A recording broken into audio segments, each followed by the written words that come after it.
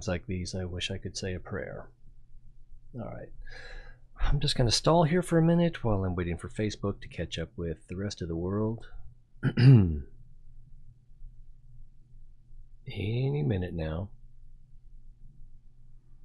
Come on, Facebook. Ooh, there we go.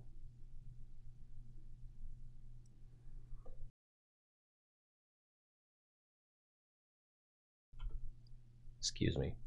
I've been putting this off for way too long because it's daunting and I haven't prepared, except in the way you prepare for your life. The topic is morality. Where does it come from? What do we do with it? And there's a lot. So, in most philosophical treatments, approaches, examinations, the first question is definition. So, like the old joke, how many philosophers does it take to change a light bulb? Define change. So, when I'm talking about morality, I'm not talking about ethics. I'm not talking about a code. I'm not talking about what you write down. I'm definitely not talking about, well, we'll get into that later, I suppose. But what I'm talking about is the meta ethic, the underlying. It's like, where do we get the idea that we need ethics?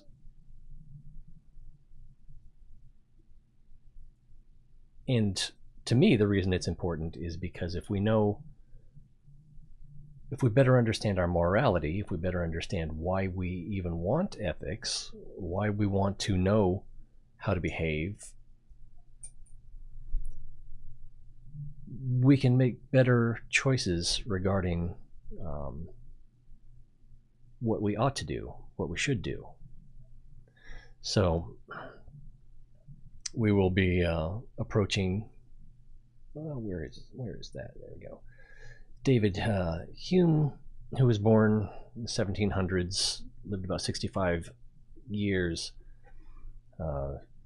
was I don't know what he was at University of Edinburgh, which we see in the background here. But he was a big deal. He was a big thinker for his day. Even by today's standards, we're still stuck with what do we call it? The ought is problem. I definitely should have looked this up first.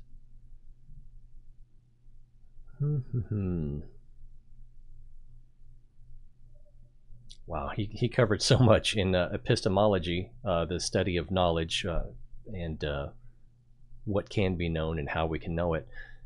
And his conclusion was basically that we cannot derive an ought, we cannot derive a should from bare naturalistic facts.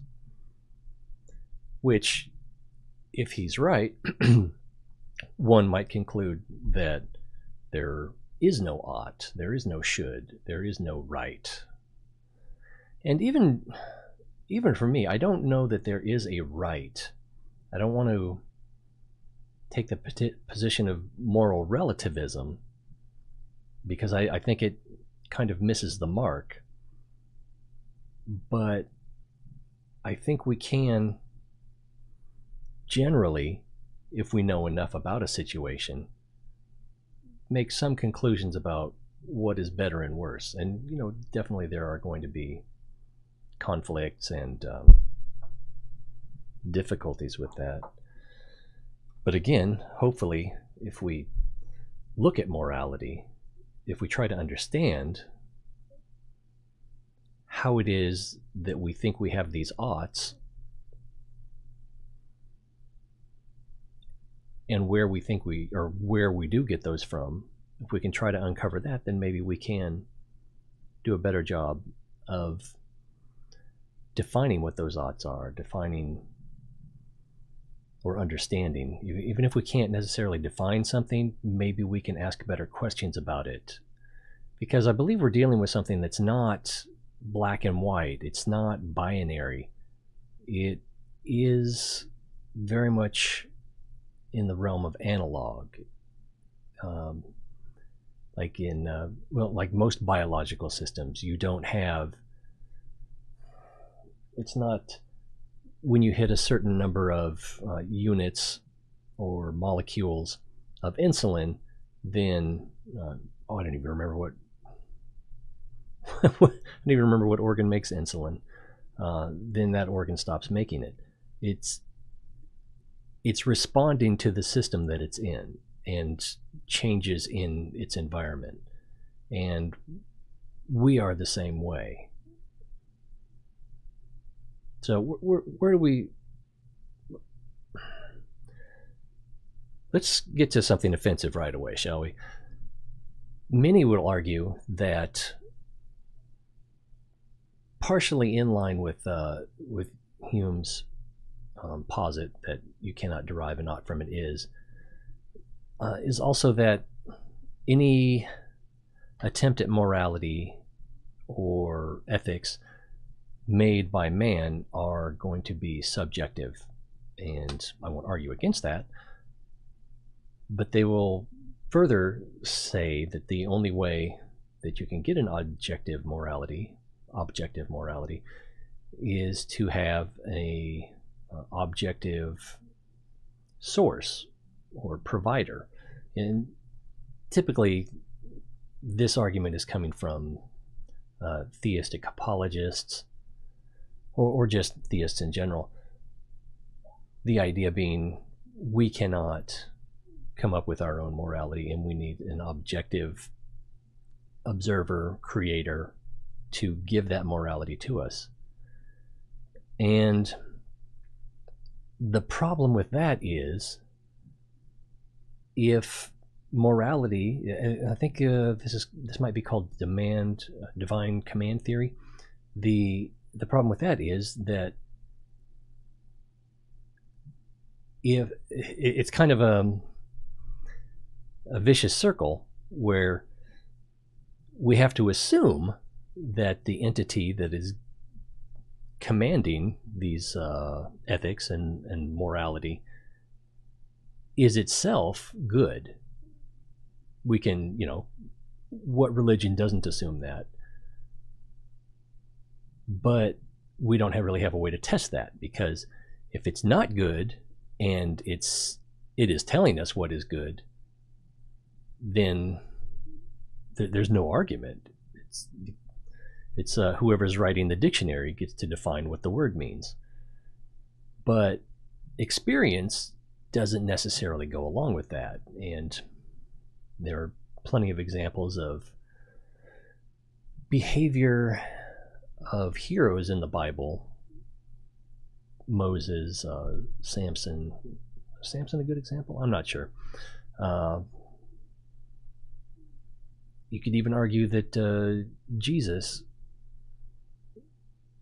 did or said some things that were a little hard to follow as to why they were good. The fig tree thing comes to mind, and that's really, it's more about a metaphor of changing the relationship between, or changing the church from the like the Pharisees and the Sadducees to a new church model, and that's what the whole fig tree thing is about.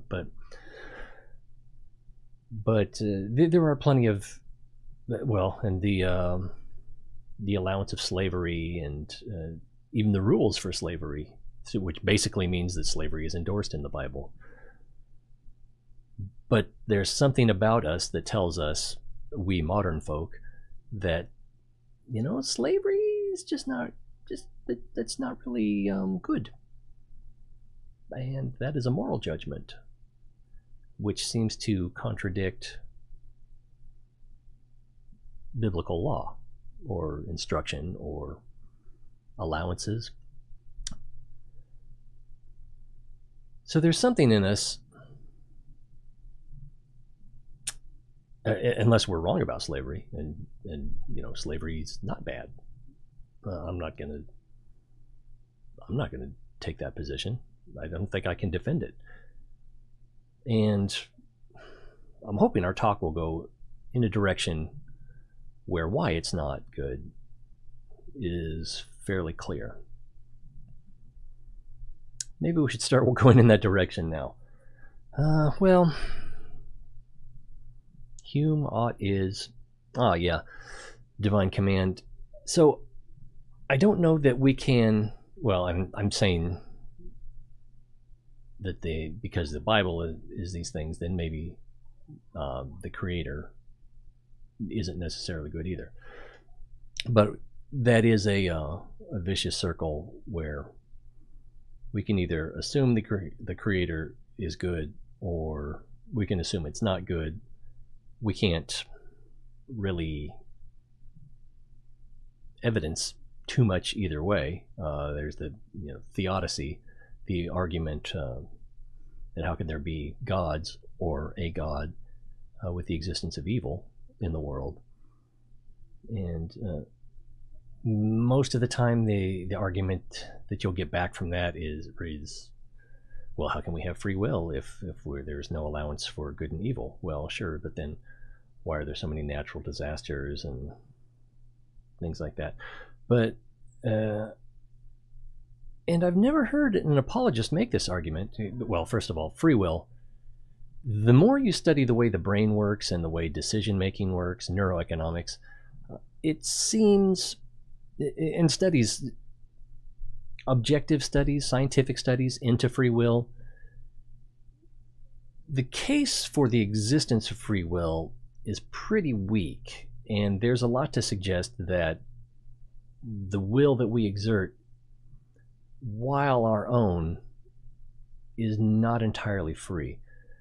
And the main argument that I make against free will, you can look at the neurological studies and everything else, but the main argument that I make against free will is that, think of any decision you've ever made in your life.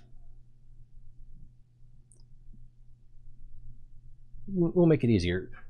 Think of a decision that you made in your life that you later thought that you would have chosen differently if you had had a little bit more information, or if you had a particular piece of information.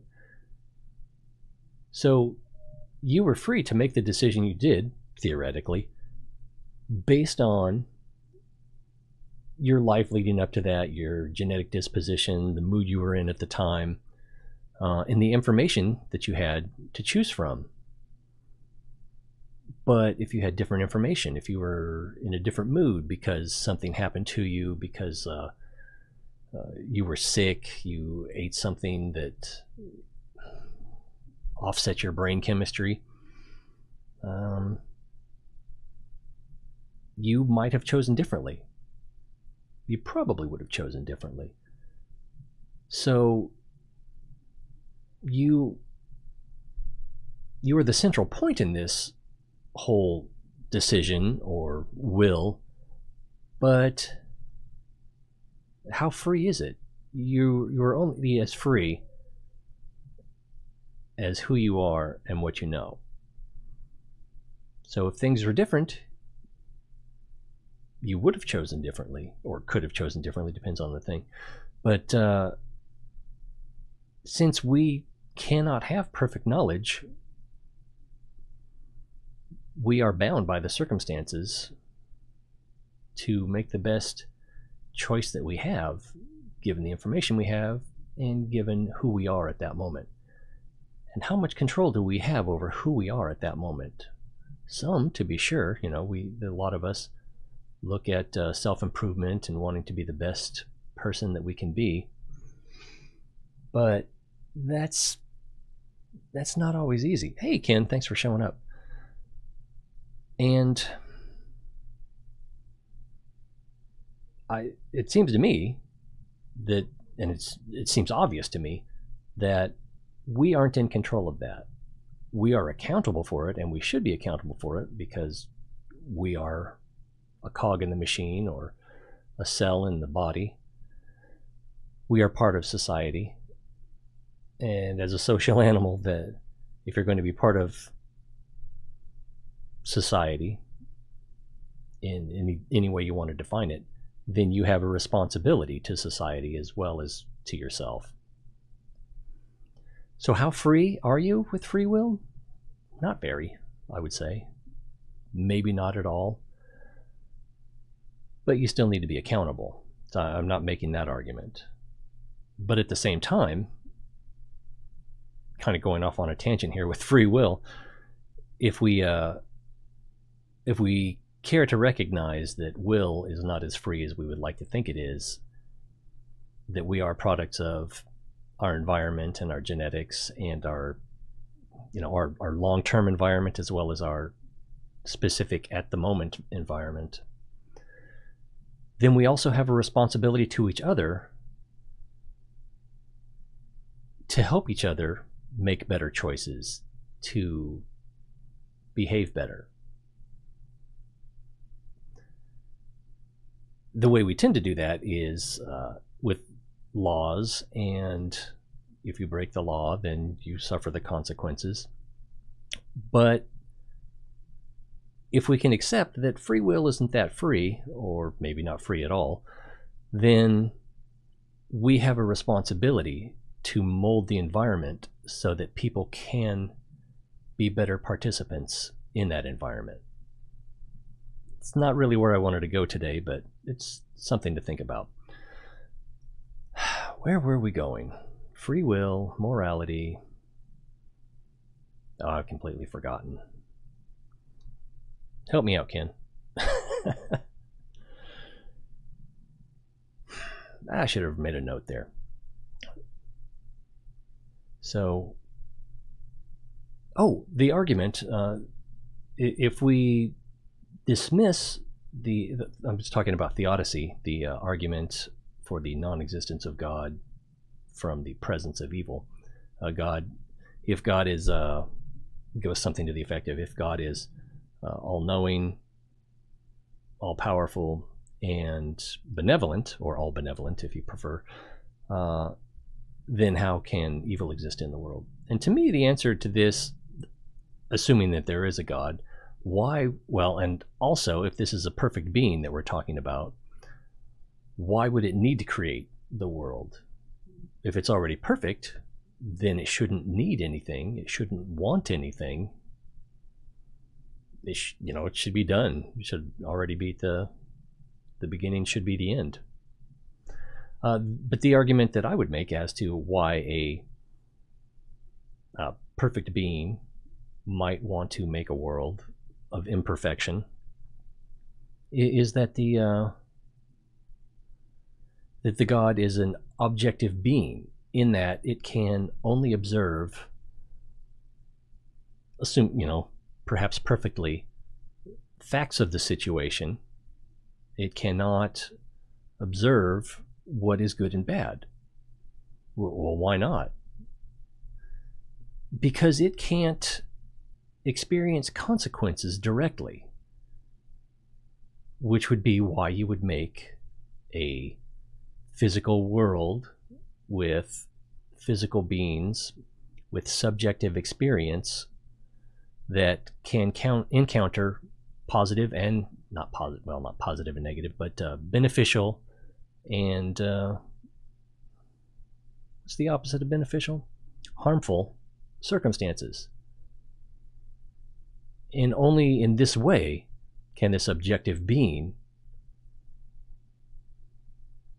appreciate or understand to any degree subjectivity, good and bad.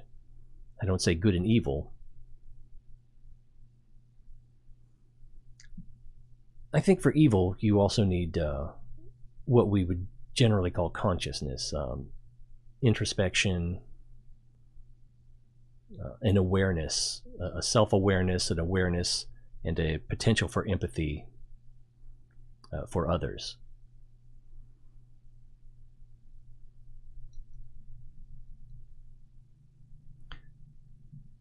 So the point being, why would a perfect being make an imperfect universe with imperfect beings so that it could experience subjectivity, even if indirectly? but perhaps directly as well. Perhaps if this God creature creates a universe, what does it create it from? Perhaps itself. It could be that, and to be clear and candid, I don't believe this, but if I allow myself to assume that such a being exists, this makes sense as to why it would cause us to exist. And if it is the perfect being, what does it make us from? Probably from itself. And even the Bible says something to the effect of man was created in God's image, which you could read that a lot of ways, what that means. But perhaps the God is the cloth that we are cut from. That would also explain how it could be everywhere at once. So if we are of it, if our experience becomes its experience, then it can know subjectivity. And that's a hard argument to make even of itself. There's a thought experiment, a scientist that lives in a black and white world and has been studying red her whole life, knows everything there is to know about red, but has never experienced it. And then upon seeing red for the first time, it just means something completely different. And to me, the moral that people miss in that thought experiment is that there is objective knowledge and there is subjective experience, or objective experience. Can you have objective experience? I don't think we can. I think we are subjective creatures and we can try to be objective, but we are imperfect in our ability to observe and in our ability to process.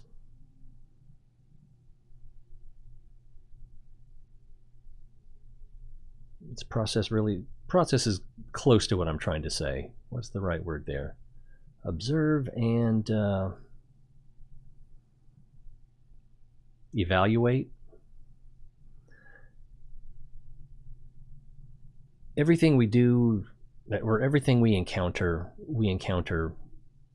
through the filters of the imperfections of our senses as well as the imperfections of our understandings. So that's going to color everything that we experience. And I think we all know too many people that seem to only be subjective and can only think about things in terms of how they harm or benefit that person personally. And these are people that have trouble making long-term sacrifices, I would say. Because I think most of us, sociopaths and psychopaths aside, I think most of us can understand that what's good for our community is good for us. What's good for my friend is good for me, even if I do feel a little bit competitive with my friend. But that could just be tribalism. It probably is a form of tribalism on the subjective level. But then a lot of us can also objectively think rationally about consequences and make those observations that while this hurts today, it'll be better for tomorrow, and not necessarily just for me, maybe for my family, maybe for my larger community, maybe for the world. So I'm trying to think now. Did I cover what I wanted to about let's see, free will, objectivity, subjectivity? So I hope I've adequately explained my position on if a objective, perfect being created the universe, why would it do that, and what would our place be in it? And it seems like it would be so that it could experience subjectivity, so it could experience good and bad as well. I mean, how can something that's perfectly objective have a preference? Everything would be the same. It would be potentially nihilistic.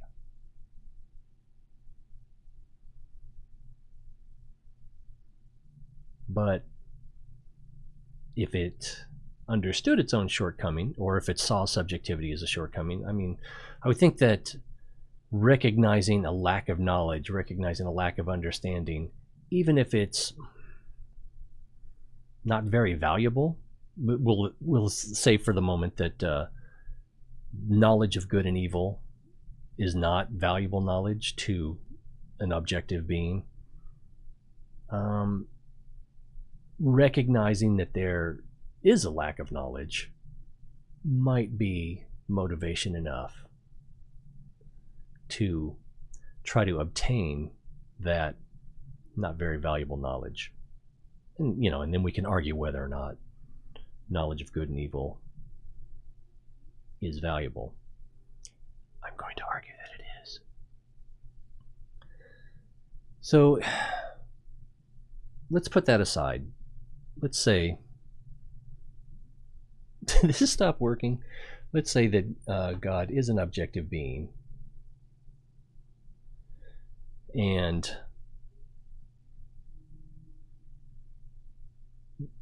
whether or not that's true, I think we can all agree that despite our best attempts at being rational, it seems like Facebook is frozen up. I'm going to cycle the page and see if that makes it worse or better. Confirm you want to leave. Oh, I'm nervous. Okay.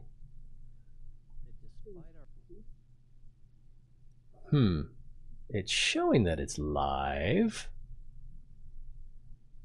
but it's not updating messages. All right. Facebook for the win.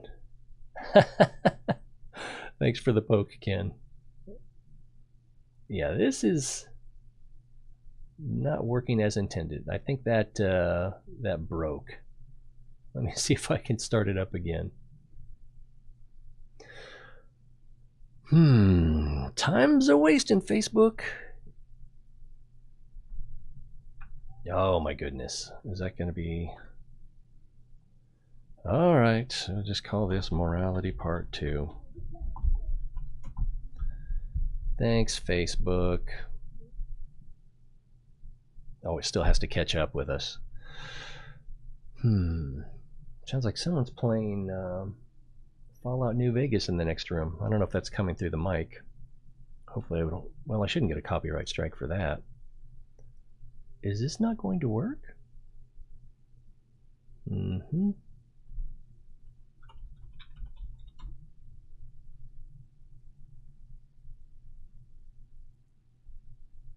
Oh well, we may have lost Facebook.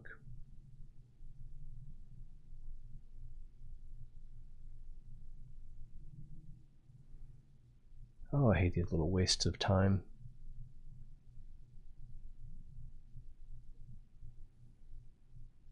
Don't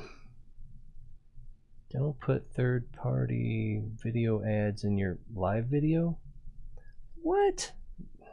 That's not cool. I should be able to create whatever I want. And if someone wants to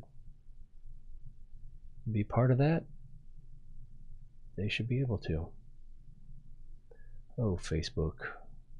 So disappointed in you sometimes. Alright, let's try this again.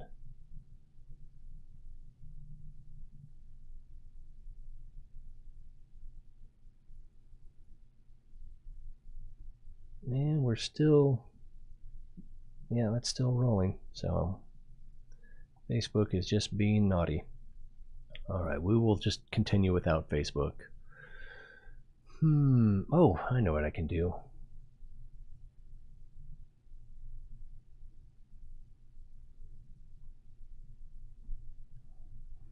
Let's see.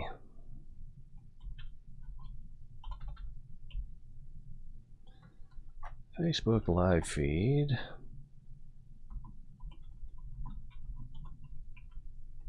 Well, I should say seems to be.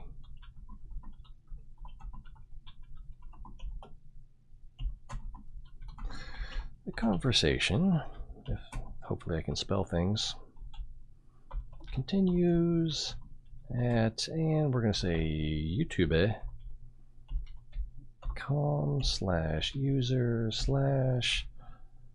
I can't remember, is this 0 or I think I'm 0 here.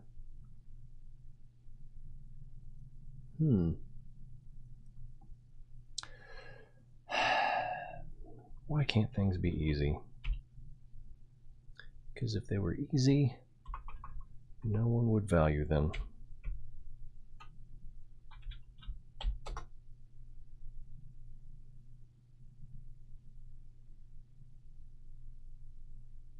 Oh, what if we do this?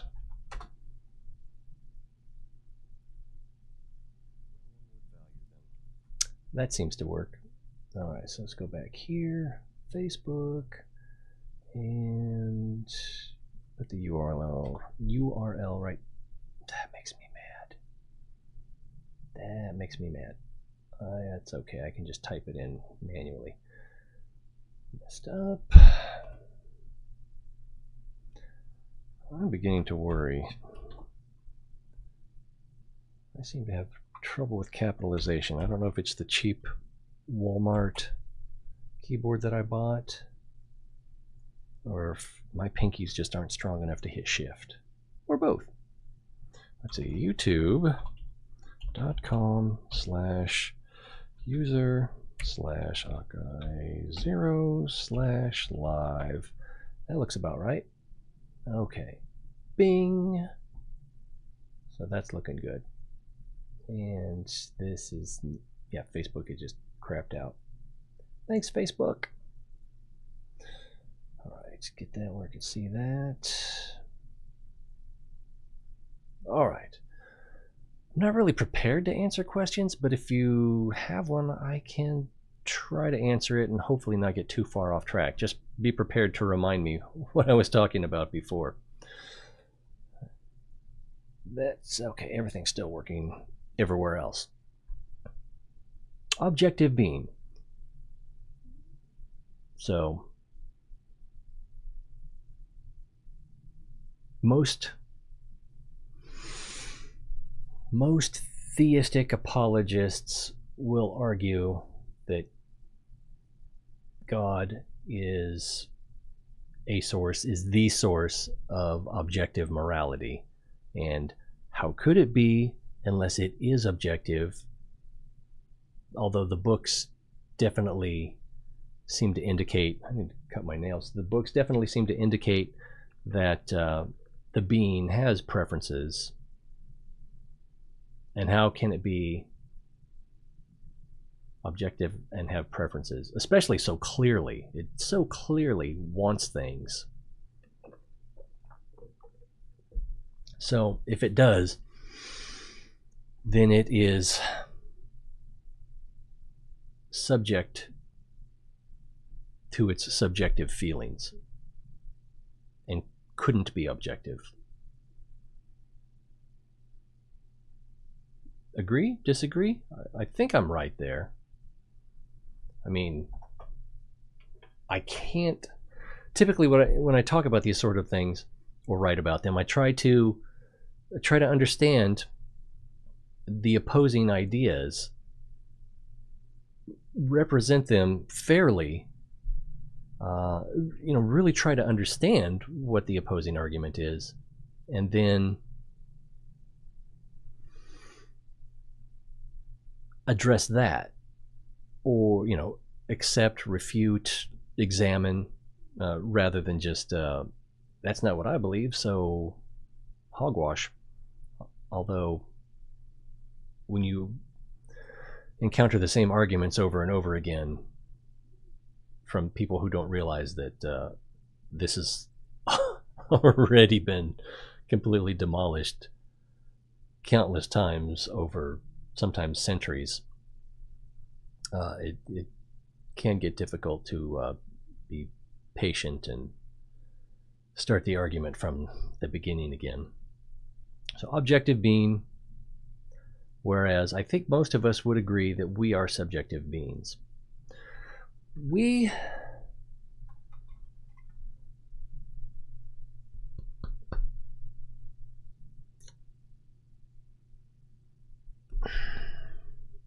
I'm trying to think of a point that we can all agree on, and it's pretty difficult. Hopefully we can all agree that we are physical. Hopefully we can all agree that we all have nerve endings. We have 5 sensory inputs.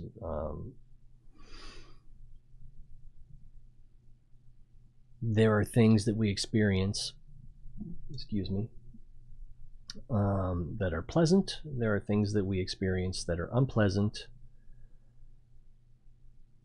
Even as babies, we don't necessarily have to have any kind of training, any kind of schooling. We don't need to be told what hurts. We can only experience what we're experiencing and react to it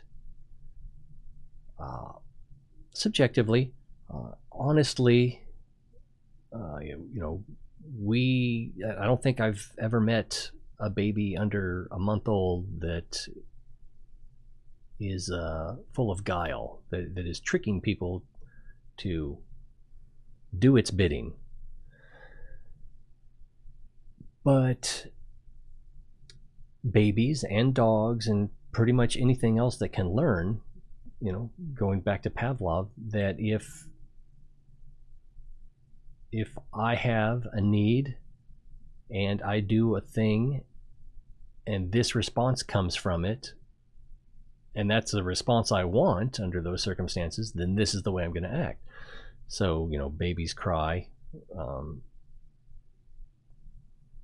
Well, children learn to cry even when they aren't compelled to do so, because that's what they've learned. So you could still argue that they're compelled to do so because they're creatures of their subject to their wants. They don't see the bigger picture. They don't address things rationally. They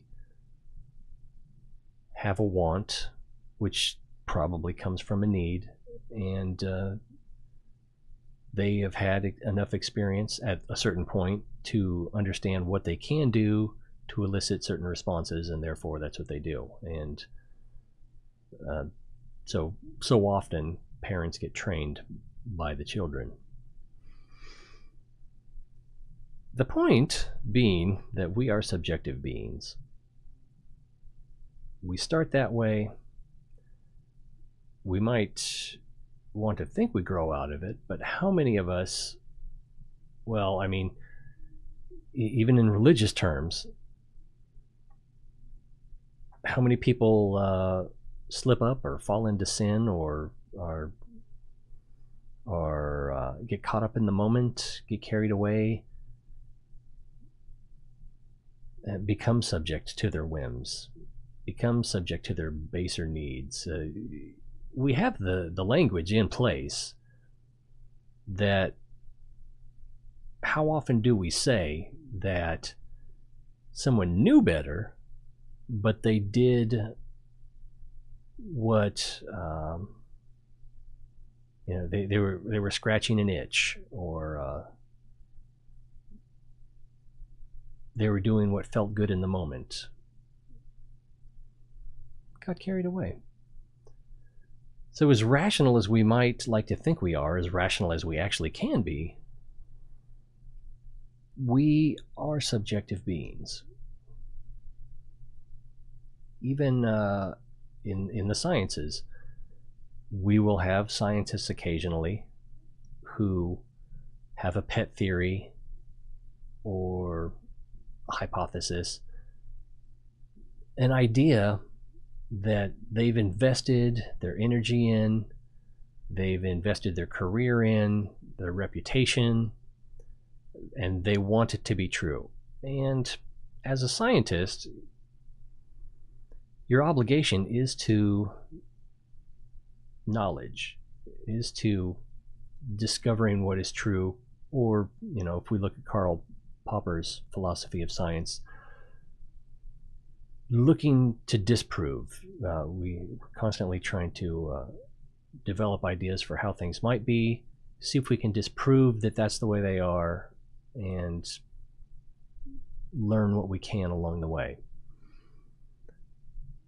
But the point again is that even scientists who are trained to be objective, who are trying to be objective, who are professionally objective, get emotionally invested, get subjective in something that it is their whole purpose to be objective about. Because, in no small part, because we live in a capitalist society, we live in tribes where social status means something, relevance means a lot. Where's that saying? Relevancy is a hell of a drug. I don't remember who said that originally. It might have been Mark Bernardin. But we are subjective creatures. And when you think about it, all creatures are subjective. Fish, I don't know, could we say that a tapeworm is subjective? Could we say that an amoeba is subjective?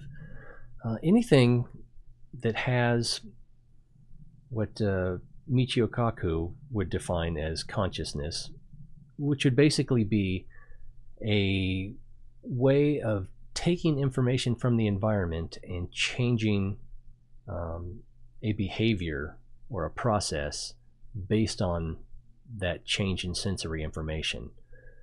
By this definition, even a thermostat has consciousness. If the heat gets to a certain level, then it turns something on or off. So, is it subjective though? It's fairly objective about it, but you could say that it has a preference in that, for the purposes of cooling, it prefers that it be, this hot or this cold, depending on how you want to look at it, and reacts when it's not what it wants it to be, or vice versa. It depends on how you set the model up. So I think we could say even the simplest of creatures, even sunflowers, have preferences. They like to be facing the sun.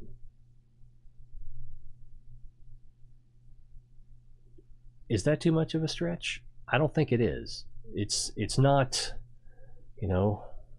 that it's happy. Maybe, could you say that a sunflower is happy? I don't think that you could. I think that's a little more complex than a sunflower is capable of. I could be wrong.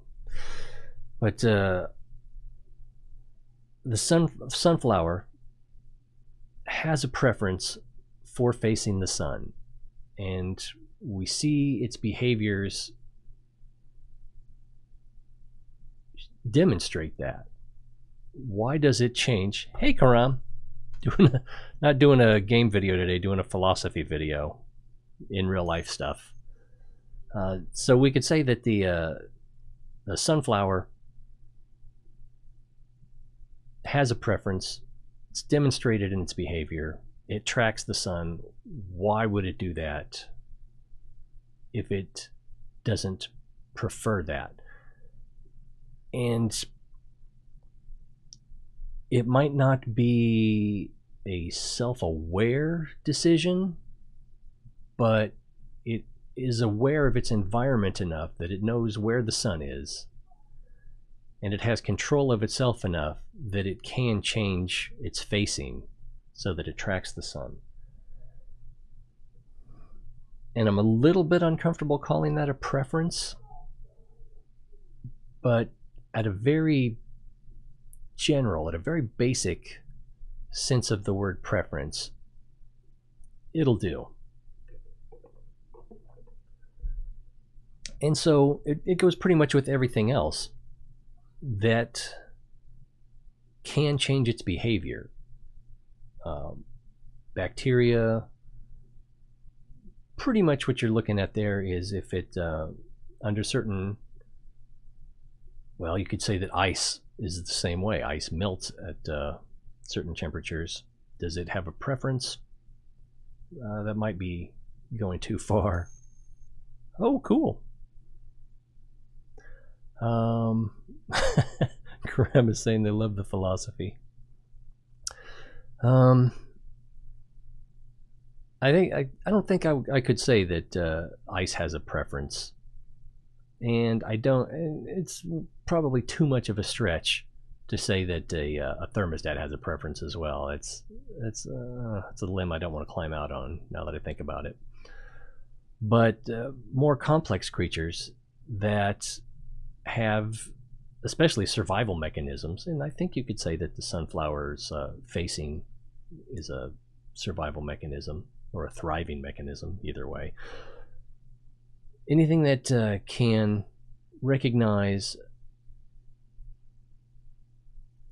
something in its environment that it would pursue or eschew, pursue or avoid,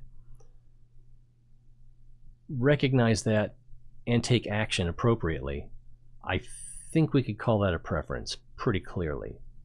Even if it's just something that recognizes that it needs something warm is over here, warmer is better than colder, and so it's going to move towards the warmth. And we're a little more complicated than that.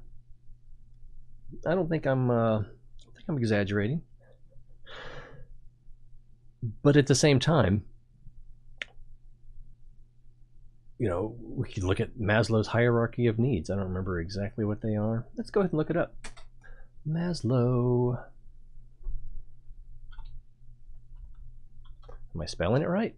I'm not spelling it right. Maslow's simple hierarchy of need. We'll go to images here, and I think I can put that on the screen.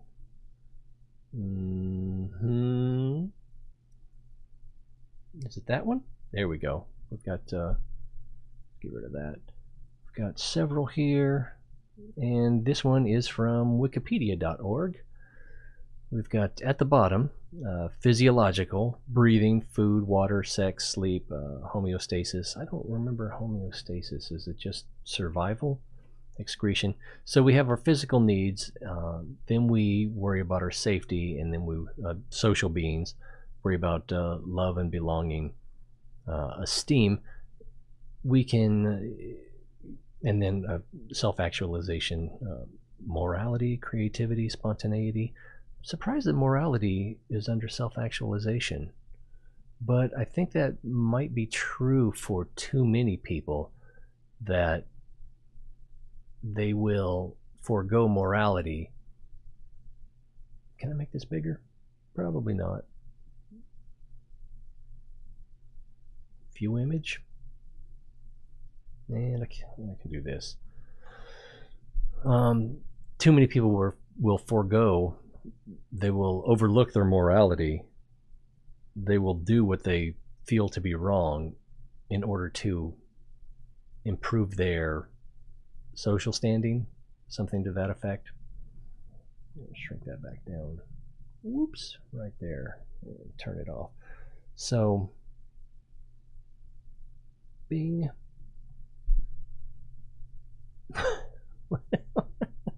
Let's see. What's coming? Oh, yeah, okay, I think I know what you're talking about there. Kind of lost my train of thought. Subjective beings. So, with Maslow, well, I guess I should have just left that up. So, and of course, this is Wikipedia. Oh, wikimedia.org. Sorry, I was a misquote. We are keen on our survival, and again, that's pretty much all creatures. Safety, I think in this sense, safety is the sense of understanding the world beyond the now. Some creatures build shelters, nests, burrows, but I don't think I think most of them, that's just such an automated feature. But in humans and in social creatures, mammals especially, it's hard to say, because there are a lot of mammals that seem to do things purely on instinct,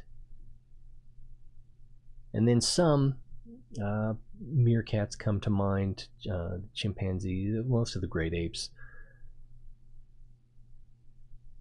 seem to have some understanding that there is not just the now, there is also the tomorrow, even if only in limited ways. And that's where safety comes in. And here it's showing security of body, employment, resources, morality, family, health, and property. And that reminds me of Brett Weinstein's, what does he call it? Frontier or prosperity theory, where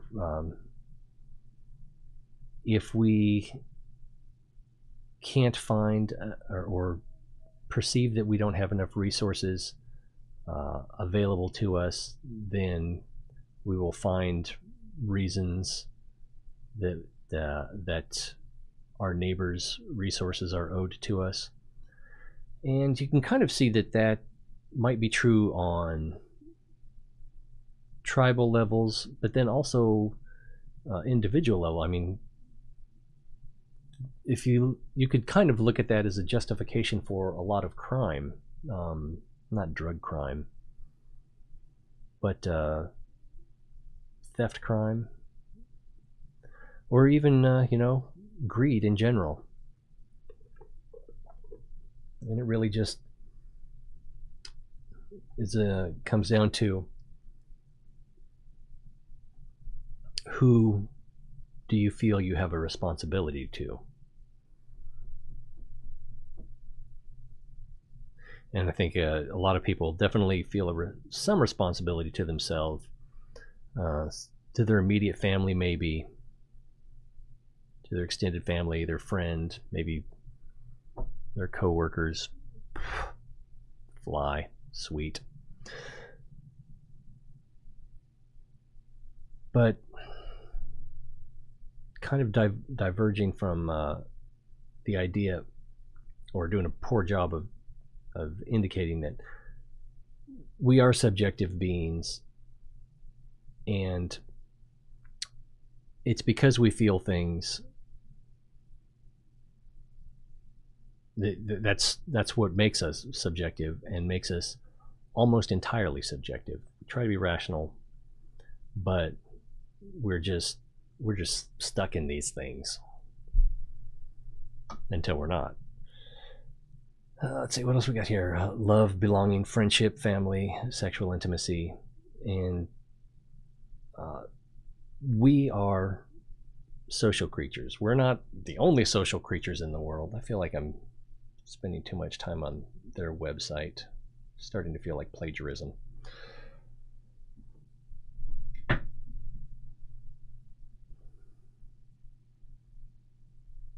We're not the only social animals. I mean, there are insects that are social, ants and wasps, but they're more like a hive mentality. You could equate us to a hive mentality, but it doesn't work that well. Other creature, most mammals that are social, well, even before you get to social, there are animals that spend some investment in their adult life in the care of their young. And I don't think we can think of crocodiles as being particularly social, although they do tend to tolerate each other. And the mothers, maybe not every species, but mothers do tend to spend time with their young, let them ride in their mouths. They're protective of their nests. Birds are protective of their nests and their young. I don't know if you've ever had a normally sedate bird like let's see, I don't know, a cardinal or a sparrow or anything like that dive bomb you because you got too close to its nest. Not something you would think of as particularly brave, but it does have that maternal or paternal instinct. And the point I'm going to be getting to is that our social drives our instincts as well, but they're not unique to us. So pretty much all mammals, is there an exception? I don't think there is. It's kind of what it means to be a mammal. Mammary glands spends some investment in taking care of their young after they are gestated. Yeah, that's every mammal. Birds, most lizards don't, most frogs don't. I think, yeah, there's a frog that the eggs are hatched on its back. Is that right? But the social instinct, I think, is an extension of the maternal instinct, or pet. I'm going to say maternal, even that can mean paternal as well.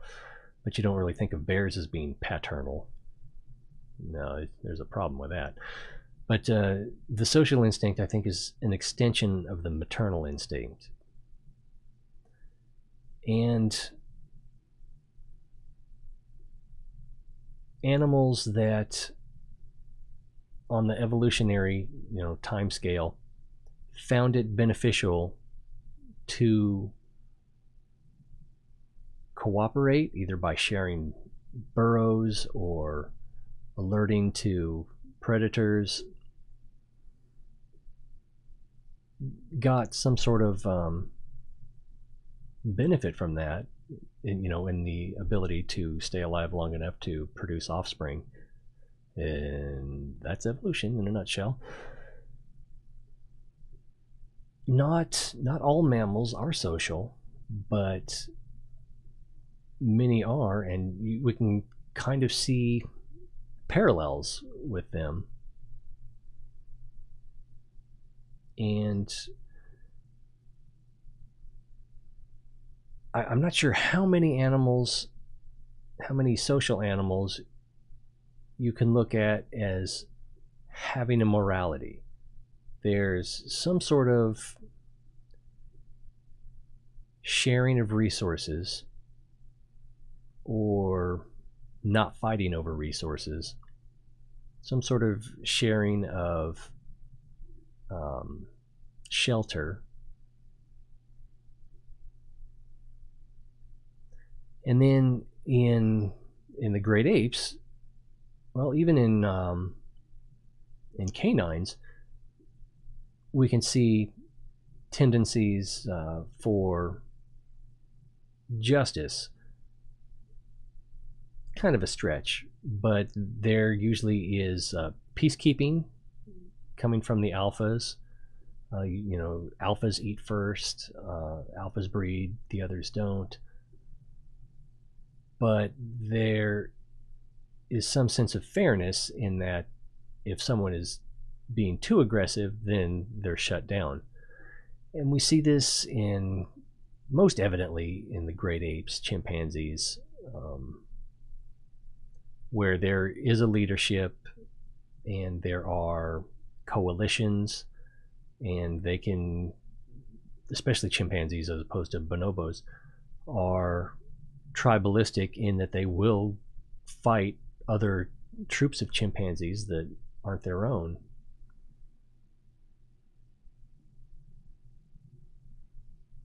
But the way they treat each other within the tribe or the troop, they have responsibilities. They have a sense of justice where if someone is being too aggressive, too selfish, that the others will gang up on it and put it in its place.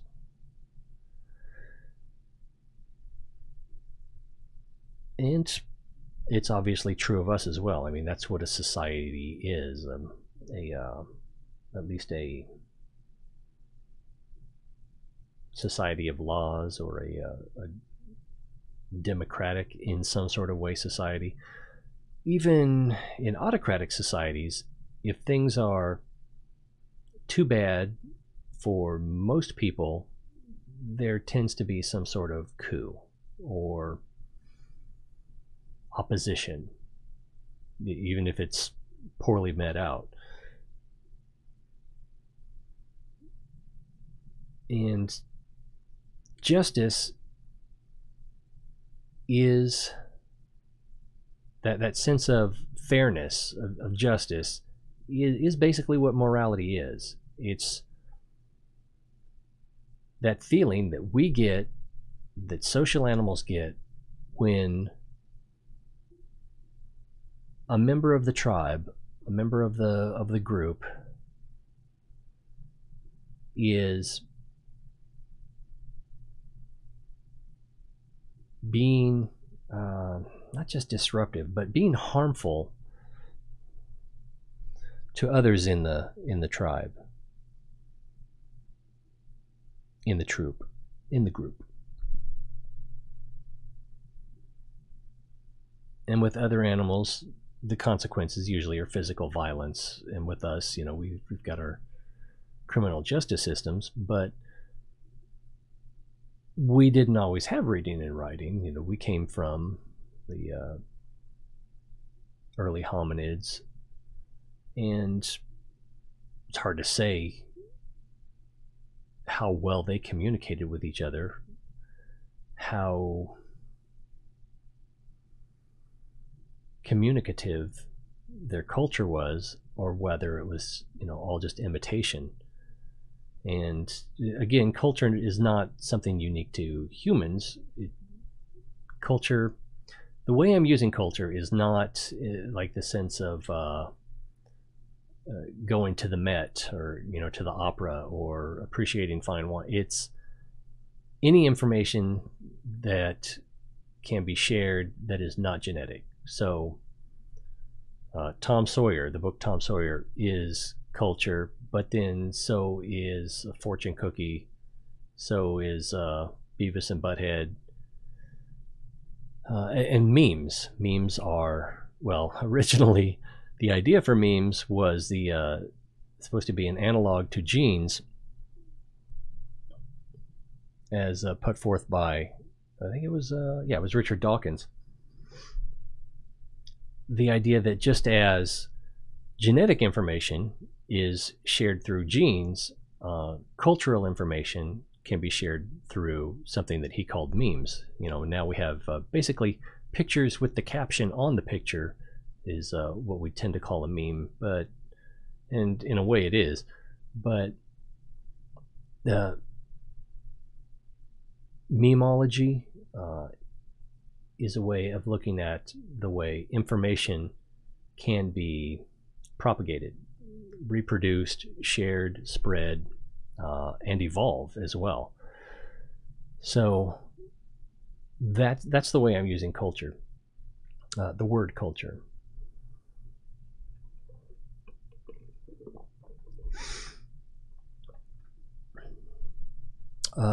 Other animals, something that happened not terribly long ago. The story of, I can't remember if it was macaques or baboons, were basically taking the food that humans were throwing out. And what had been happening was, like, there would be extra rice. So it was probably macaques if it was rice, if I can be so racist. They would take the food out that was left over and they would put it in basically dishes or troughs, and then the monkeys, we'll just assume it was macaques, forgive me if I'm wrong, you can research it, Google, would take the rice and eat it. Easy meal, why not? I mean, you got to, right? And then somebody came to the conclusion that the macaques were either, was it getting too demanding, or there were too many of them, or something to that effect. And they said, stop making it easy. Instead of putting it where it's easy for them to get, put it in the dirt. So it's harder, if they want to eat it, then they got to eat dirt too. And so a lot of the older macaques, just wouldn't eat it because it was too dirty or something to that effect, or they would sit there and slowly pick out one piece at a time and eat it that way. But then one day, a younger macaque grabbed up a handful of dirty rice, not like Popeye's chicken dirty rice. You know what I'm saying. You've been following the story. Took it to, I believe it was a lake, because they were on the edge of this body of water, and dropped the rice, and it sounds like it would be dry rice, dropped it in the water, and the dirt would wash away and fall into the water, and the rice would float on the surface, and then it could eat clean rice. And other macaques, younger macaques, started imitating this behavior, and the older macaques didn't. And the reason that this story was passed along through science journals was that it seemed to indicate that after a certain age, it was harder or unlikely for a macaque to change its acceptance of new cultural information. So basically, any macaque after that point, the younger macaque that would learn this and do it, and the older ones just never did. The point I'm trying to make, though, is that this behavior is cultural information. It's not in their genes. They're not doing this through instinct. It's something that they learned during their lifetime, which is cultural information. It can be dancing, song, an idea. Basically, a meme could be looked at as the most basic component of an idea.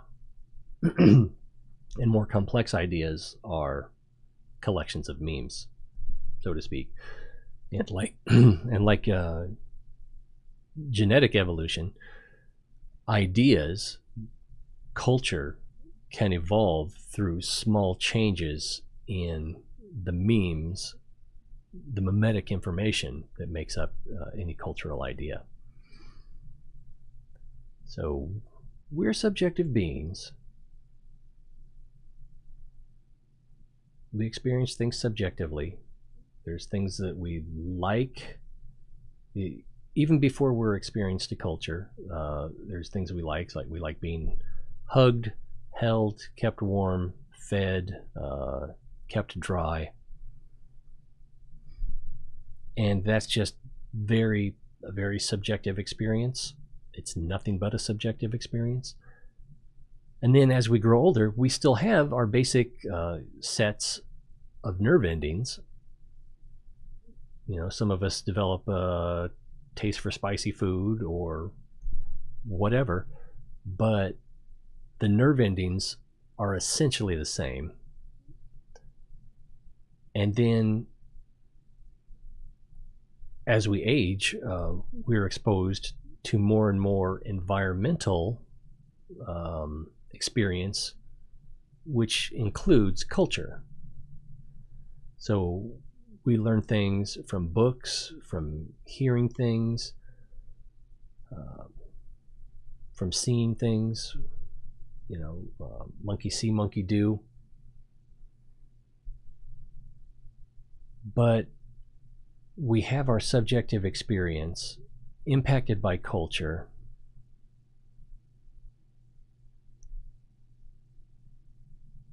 And I'm trying to circle back to another idea, and this is kind of a cul-de-sac here.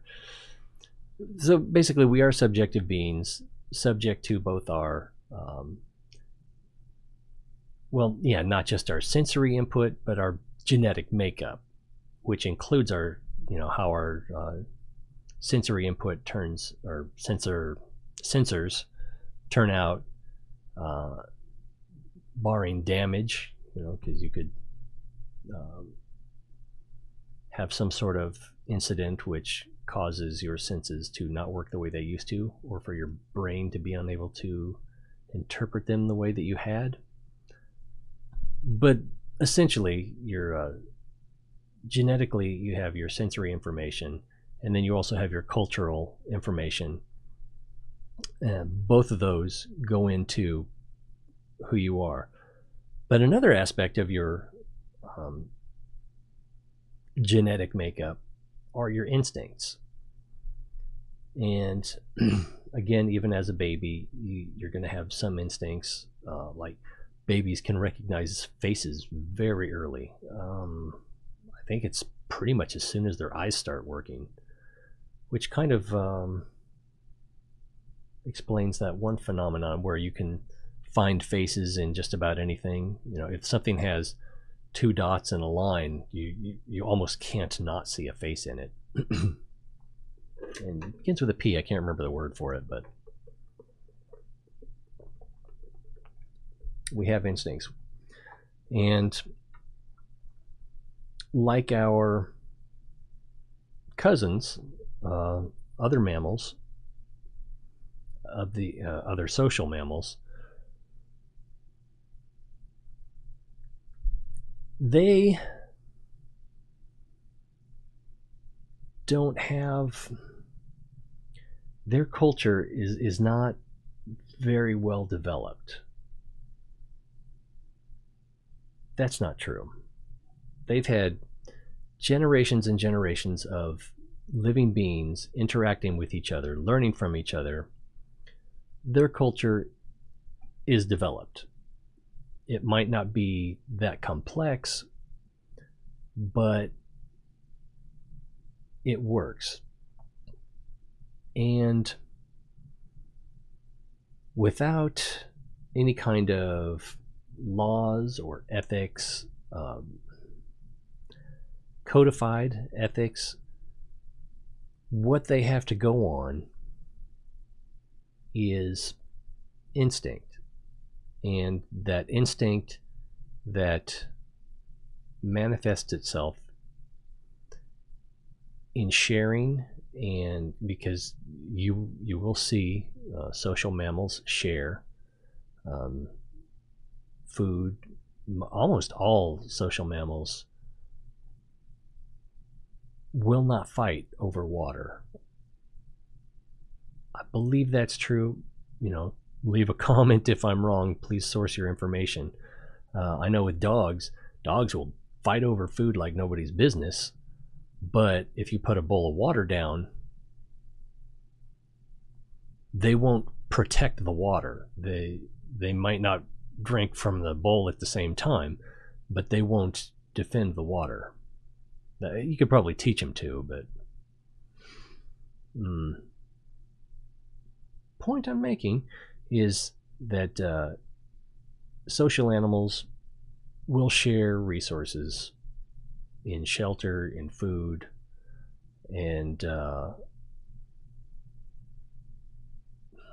what do I want to call it? Lack of harm. They won't be violent. They typically won't be overly violent with each other. There will be dominance games and actual dominance assertions, because there's social groups, and typically you have hierarchies in a social group, and minor violence tends to be a way of resolving that in a lot of social animals, otherwise social animals.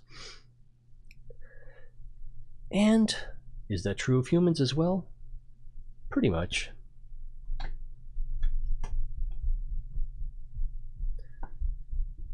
So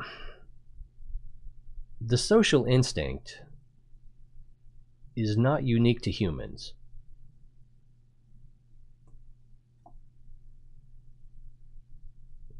I almost feel like I want to say something here about if humans were given morality by a creator, a divine creator, then animals, many animals, were also given, to some degree or another, the same thing. We have a greater capacity for communication and communication over time, whereas other animals can pretty much just show or express pleasure and displeasure with whatever's happening in their environment. So in that way, we're more complicated. We're more more expressive. We're better able to explain what we're feeling and why we're feeling it. And because of that, we can probably better explain why we feel certain outcomes are preferable or more just than others. But in all social animals, let's just stick with mammals, with also, because wasps and ants their instincts are not exactly analogous to social mammals. But to social mammals, there is a sense of sharing. There is a sense of what violence is excessive or uncalled for.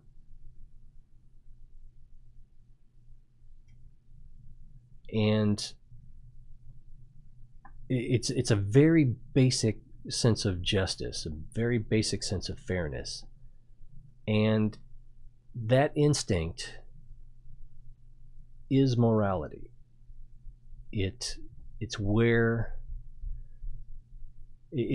our morality is as well, a sense of fairness, a sense of justice, a sense of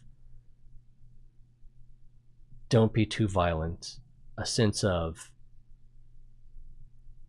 I'm better off sharing than taking everything myself.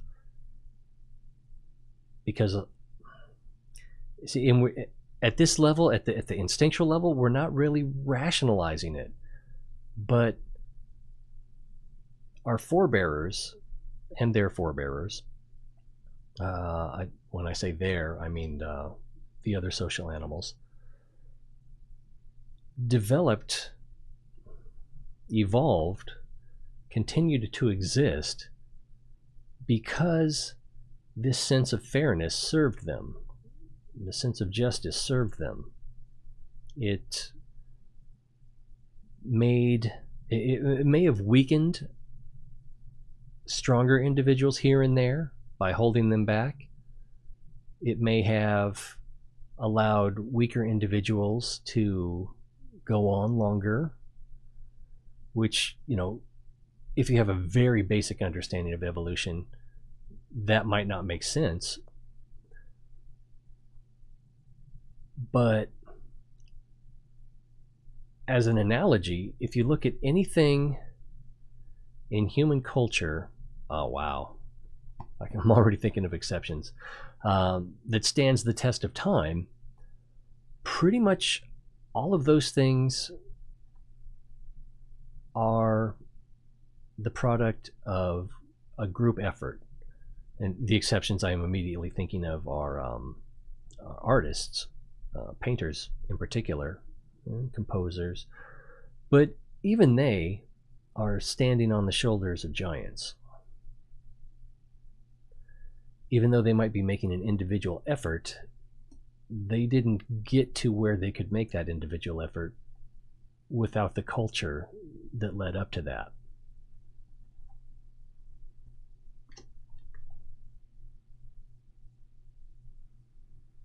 I forgot what I was saying. Help me out, chat. So the social instinct is the morality instinct, is the justice instinct. And I don't want to move on to humans too quickly, but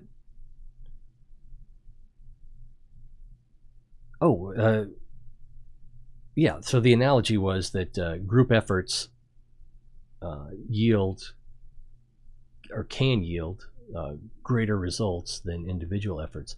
And so too with social animals, there's a better survival probability for a lot of animals if, or a better way of looking at it is the cost of the social instinct, the cost of being social, of sharing, of curbing the id, if you will, of taking a loss here and there for the good of the group. Because when the group benefits, you're improving your own environment, and not only are you increasing the likelihood of your own ability to procreate,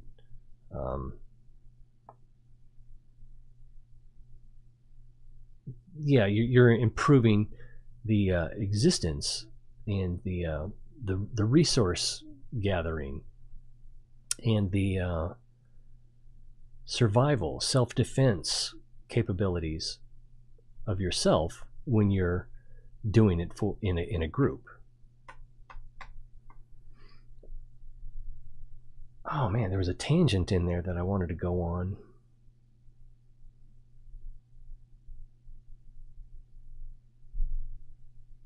Yeah, and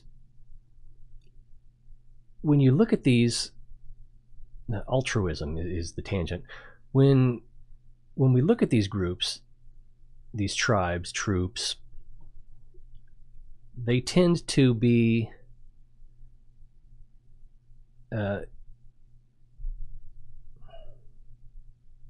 if we're looking at things in terms of evolutionary history and current animals other than humans, the groups tend to be a family, an extended, cousins, uncles, aunts, not just fathers and mothers and direct siblings. So if one animal doesn't have any offspring of its own, but its nephew is in danger, by protecting or improving the protective capabilities of the tribe, the group, if it puts itself in danger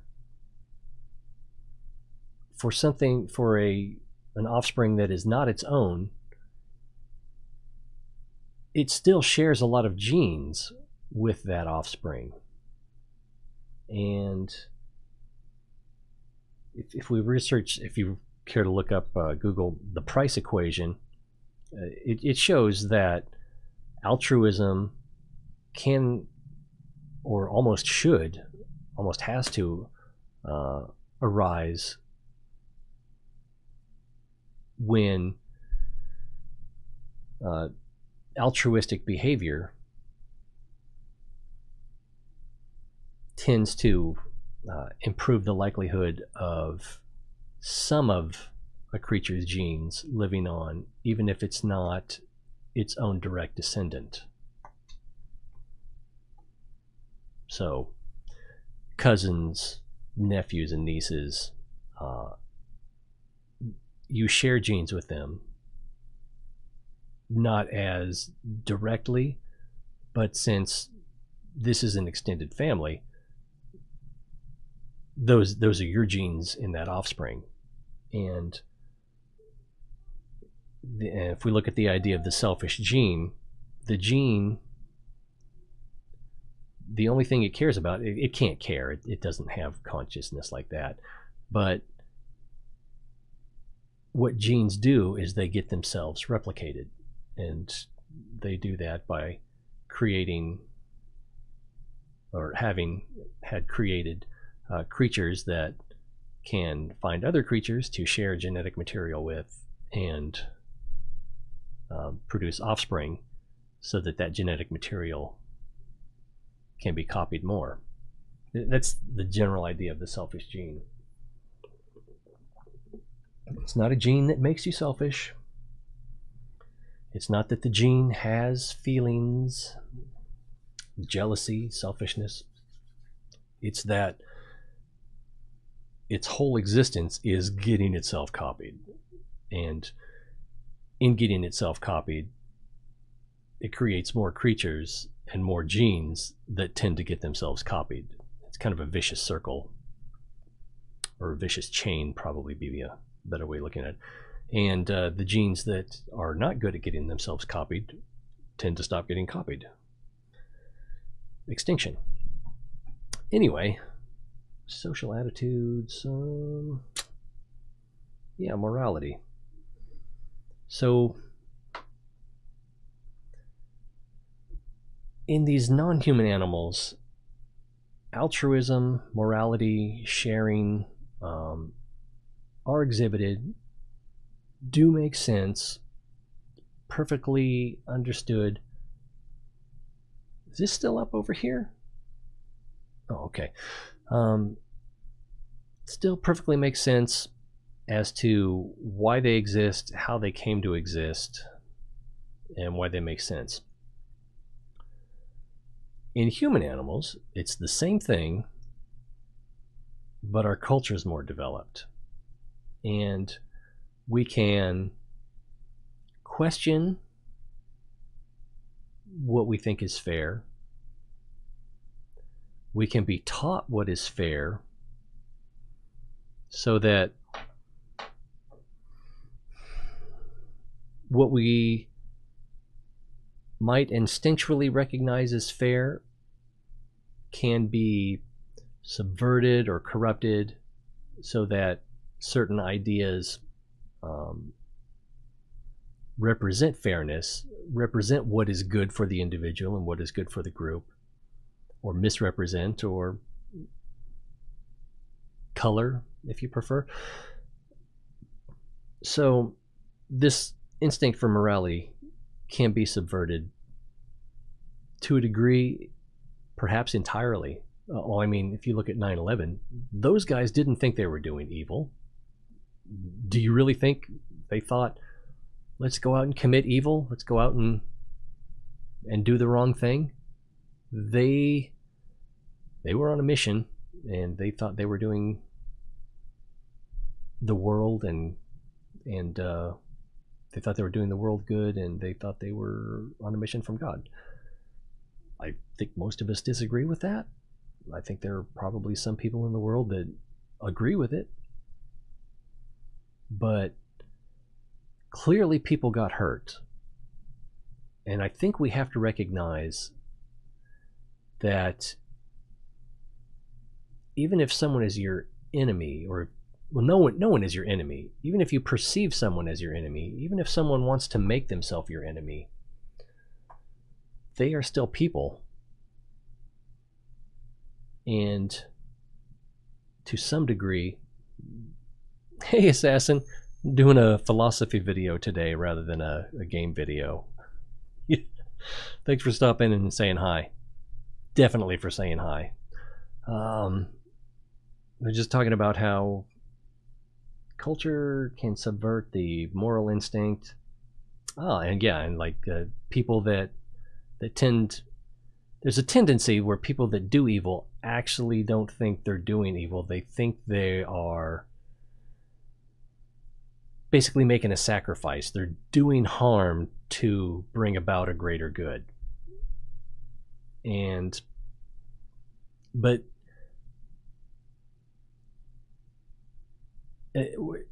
a way to do that is to dehumanize the people that you see are your enemy. I'm trying not to get too far off track here, because it's really morality that I wanted to cover, and I don't think I've really addressed the is ought question well enough.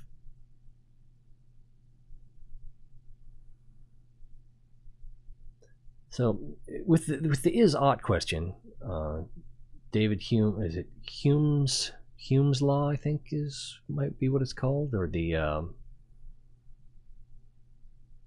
naturalistic fallacy maybe is another name for it. You can look it up if you care. You probably already know if you care. What is morality? Oh, you're gonna have to rewind. Let's see, I've got an hour and a half already, and we've pretty much covered what morality is. Basically, the instinct that social animals have that makes them social, which is a sense of justice, a sense of fairness, a sense of sharing, and a sense of investment in the group. A sense of what's good for the group is good for me, even if it's not good for me. You know, that which there are things that that are harmful or potentially harmful to me that are good for the group, or potentially good for the group, statistically, probability wise, way out that way, and therefore, since it's good for the group, it's good for me and my family, my tribe, my genetically similar people or animals or whatever. Depends on what we're talking about. So, but if we're looking at the Hume's law, which is to say that, in short, you can't derive an ought from an is, which is to say, how can we say what behavior should take place, what behavior is good or bad, and how can we justify that looking at merely objective facts? And for a century, well, since the 1700s, there hasn't been a good or a solid, an objective, a sound argument for how a normative, a should, an ought, can be derived from objective facts. And I don't know that that it can be done, but to say that is to say that there are no oughts, there is no should, there is no morality. But even if morality is kind of an illusion, even if it's a convenient delusion, even if it's something that doesn't have value, that could only be true if we don't have value, which you could make that argument. You could argue that humans don't have value. That's the basic tenet of nihilism, is nothing has value. And if we look at things purely objectively, we could probably come to that same conclusion. But our existence has led us to where we are, and our existence is subjective beings who are susceptible to pain, pleasure. We have drives mostly based on needs, some based on reproduction, which you could argue genetically is a need. And because of scarcity of resources in our early evolution, comfort items are also attainable now and therefore desirable. So we seek, in general, it could be said that we seek to avoid pain and seek pleasure. But what makes something good or better than anything else? And according to Hume, nothing. There's no objective reason to think that something is good, bad, better, worse. But our own experience, what would you call that? Common sense says that that can't be right, and I can't trust common sense too much. Common sense is not a good way to do science. But if we look at our own experience, the pleasure and pain that we experience tends to serve us in furthering our survival. Typically, pain comes along with harm, and if we receive harm, then we are less likely to survive.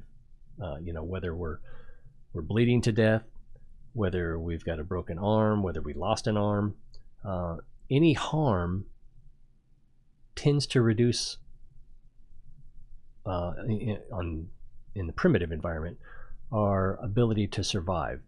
And even in the modern environment, it reduces our ability to thrive and can reduce our potential for social status. We can all think of exceptions of people with clear physical handicaps that function really well and even better than a lot of people without handicaps for reasons that are probably more closely based on high potential in other areas, and drive, tenacity, and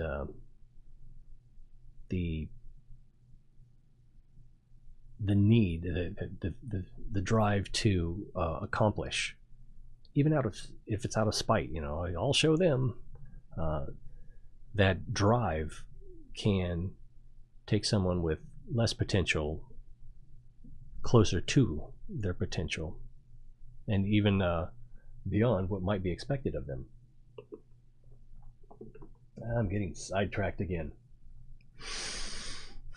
Subjectivity. So pain tends to be your body warning you that you're about to or are receiving harm, and it gives you a chance to respond to that.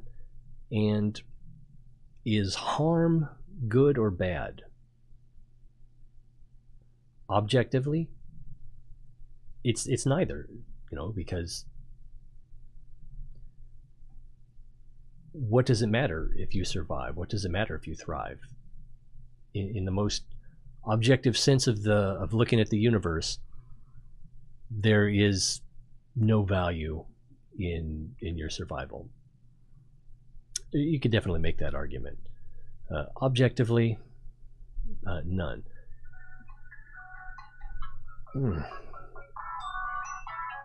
I can't take that right now. I'm gonna have to look into that though.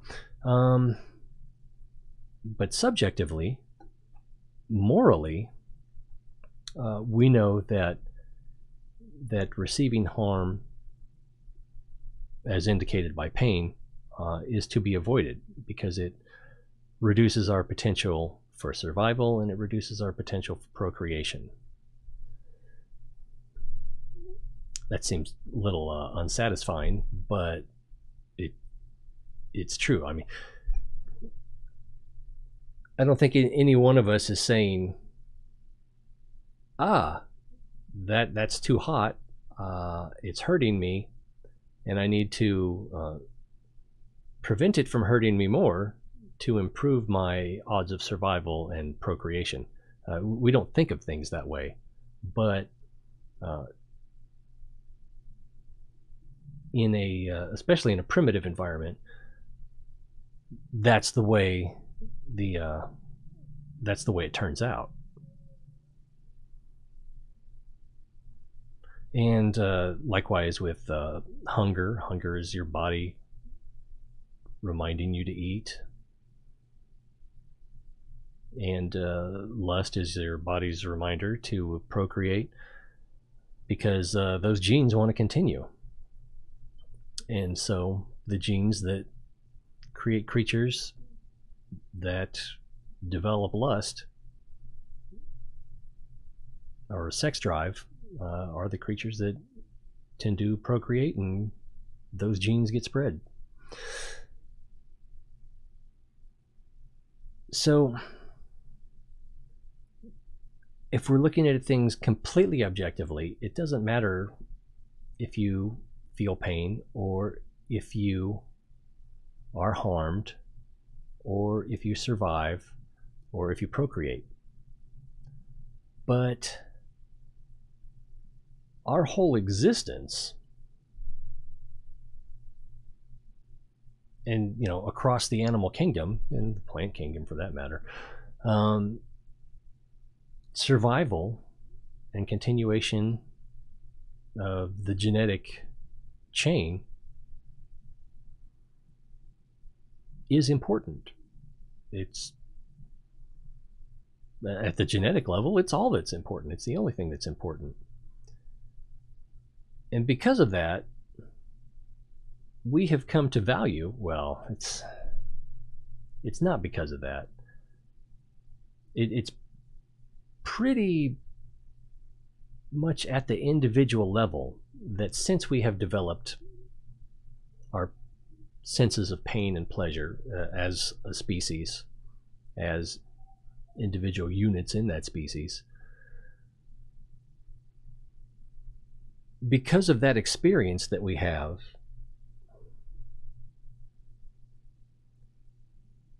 we can't help,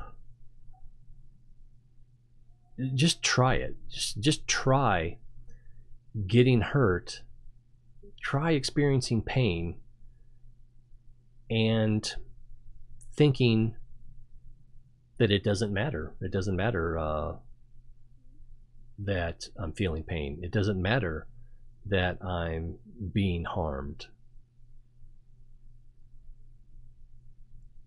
In the grand scheme of the universe, that might be true, but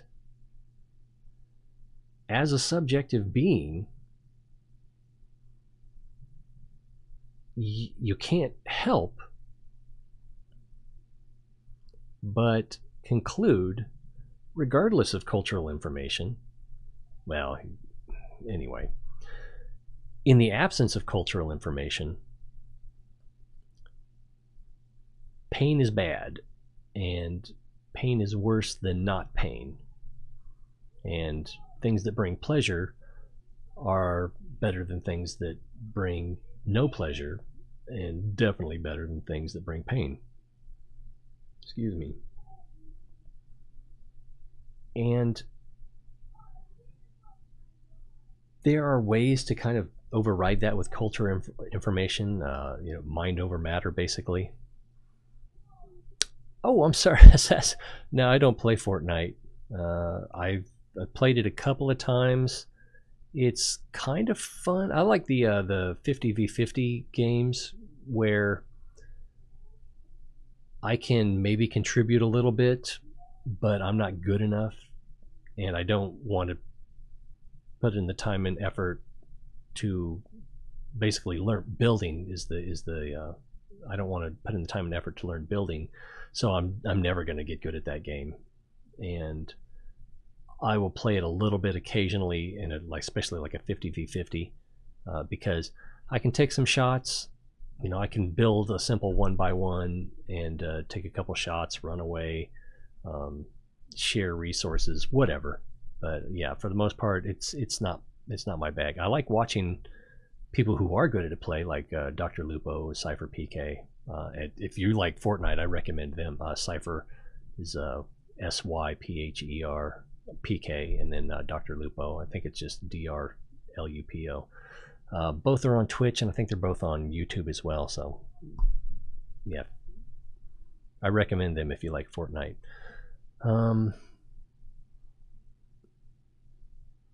Pain. Yeah, as a subjective being, I was saying, if you cultural information can help you override that. There's the Deus. Is it Deus Ex? Or oh no, it's not Deus Ex. It's Opus Dei, I think is what it's called.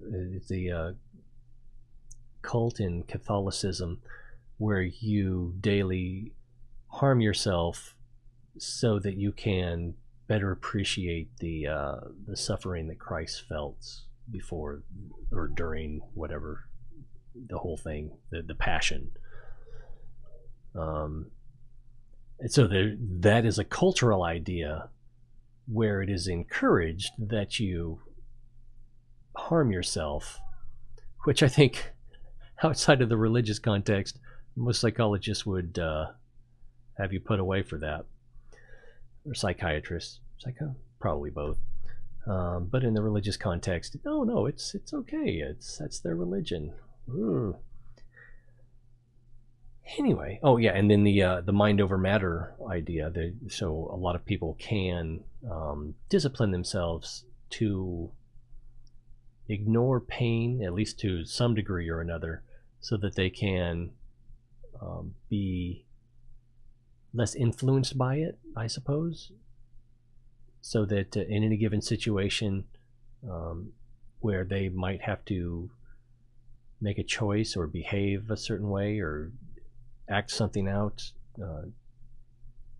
do something, so that the pain doesn't contribute as much to the outcome, or perhaps at all. Like a lot of prisoners will take cold showers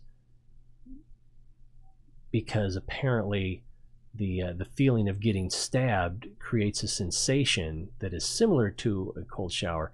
Whereas, like in a cold shower, what you want to do is cover up and protect, and so you train yourself to not go into that defensive mode or turtle up mode, so that you can actually fight back in a stabbing situation. So again, it's an example of cultural information overriding what your genetic information is telling you to do.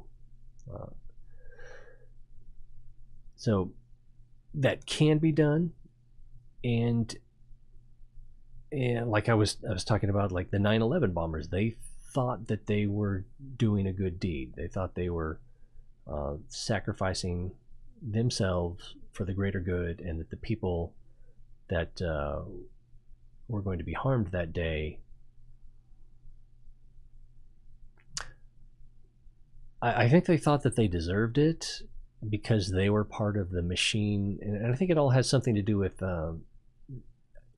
you can find the information if you want, but I think it has something to do with the idea that Israel treats Palestinians poorly or unjustly, and America is not so much enabling that through aid and that sort of thing. And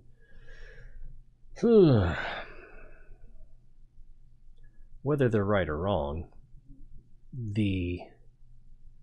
I think most of us, I hope most of us can agree that their solution was not a good solution for the plight of the Palestinians. I don't think that's changed America's behavior towards Israel in any way that they would appreciate, any way that they would find preferable. cultural information overriding genetic information. So we have our pleasure and pain, our sensory inputs that lead us, and our instincts that lead us towards certain behaviors, but they can be overcome by cultural reprogramming, by telling us that the bad thing is not the pain itself, and that the pain is a way to overcome the bad thing, especially if it's beneficial to our tribe.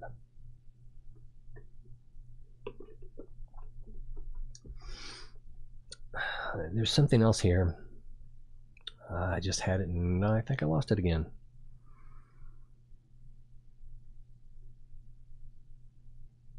See, this is why I should have taken notes.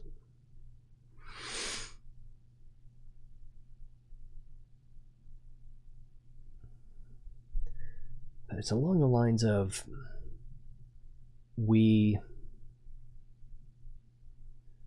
feel the pain, we feel the moral responsibility to our group,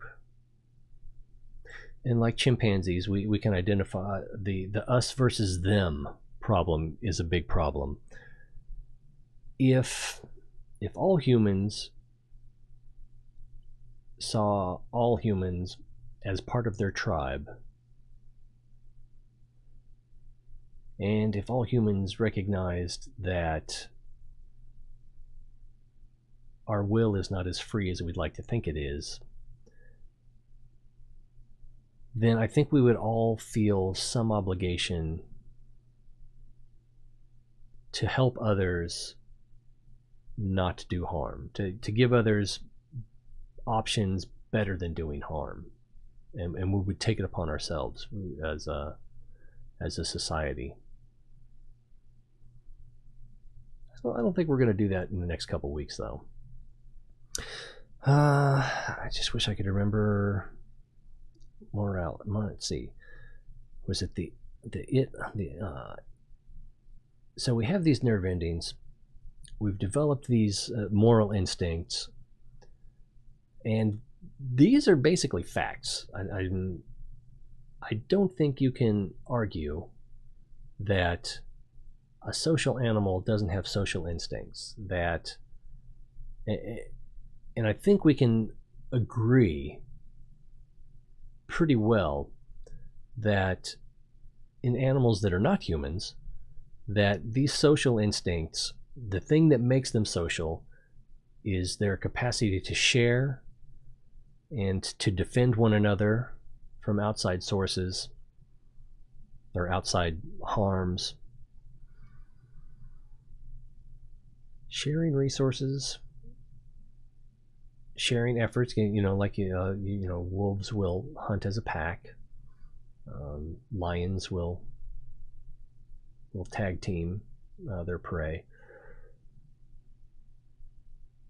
So to some degree, working together, sharing resources, and defending the tribe or the troop, the group, from outside harms.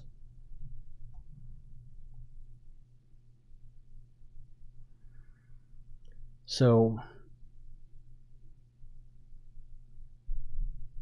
if these are facts,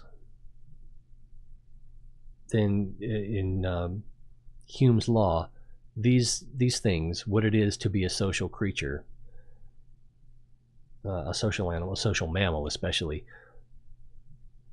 if these define what it is to be a social creature, then I think we could call these facts, or the is of the equation. But if this is what defines you as a social creature, then to not engage in these behaviors of sharing resources, sharing effort, common defense,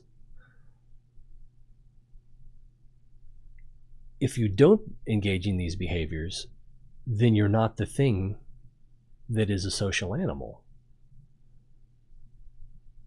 That's what it is to be a social animal. So if you are a social animal, you should behave with these social responsibilities, with these social behaviors. Is that deriving an ought from an is? In the most objective, from the most objective viewpoint, from the grand scheme of the universe, there's no obligation for a social creature to engage in social behaviors, except then it's not really what it is. So I think in this way, if we look at what it is to be a social creature, we can say how we should behave in the most general sense. The specifics get a little trickier, I think.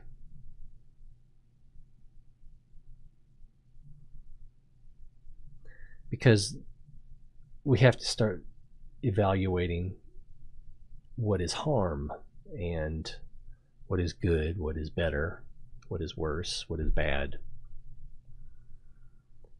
And some of those things are easy to agree upon, but culture can definitely get in the way of that.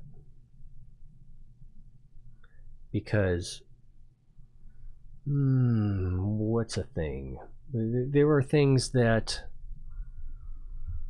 are social norms in some groups, in some subcultures of, the greater human culture, if there is such a thing. I like to think there is.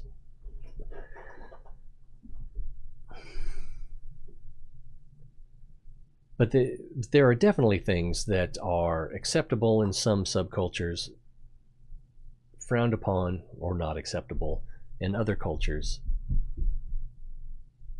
And so trying to say which one is right or which one is good, which one is better, that can be a little tricky because we're comparing culture to culture. I think that's the reason. And culture is its own animal. It's a byproduct of social creatures. And there are so many cultural memes, so many cultural arcs, like the various religions that we have across the world, that have brought some benefit to the tribe, or each tribe, even if take any two religions, especially one that's take two religions, neither which you believe in, both of which you believe you're pretty sure are wrong, and which one is better?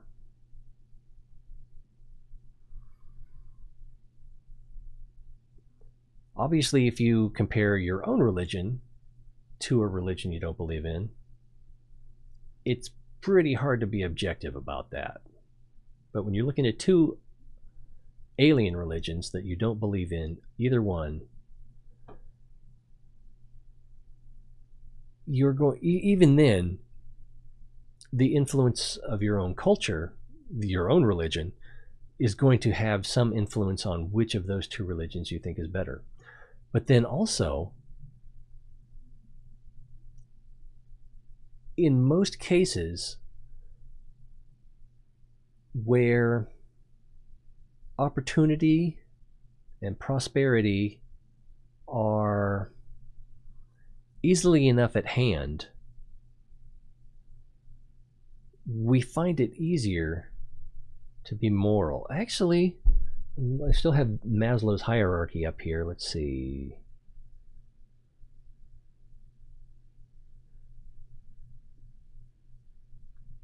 Yeah, I'm going to bring that back up a second here. Bing. Yeah, there we go. We have, survival, basically opportunities and resources. And then when we get to esteem, which I think is going to encompass social standing, social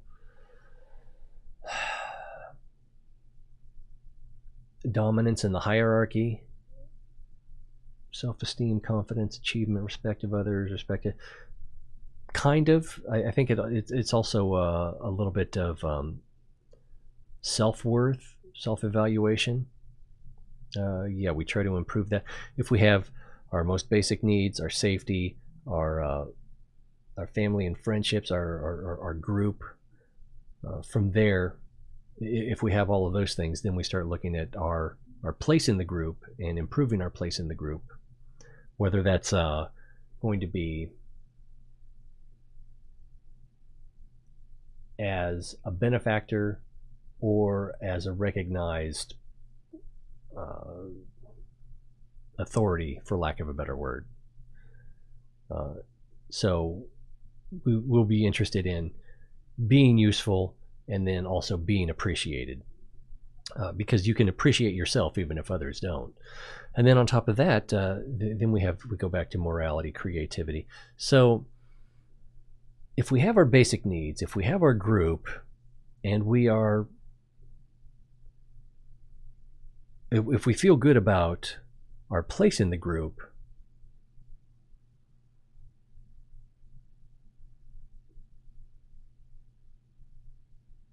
then it's easier to worry about or pursue morality. So take that back up. So I think we can look at that when we are when we have sufficient opportunity for resources, for recognition, or whether it's self-recognition or group recognition. Recognizing our benefit to the group is what I mean by self-recognition.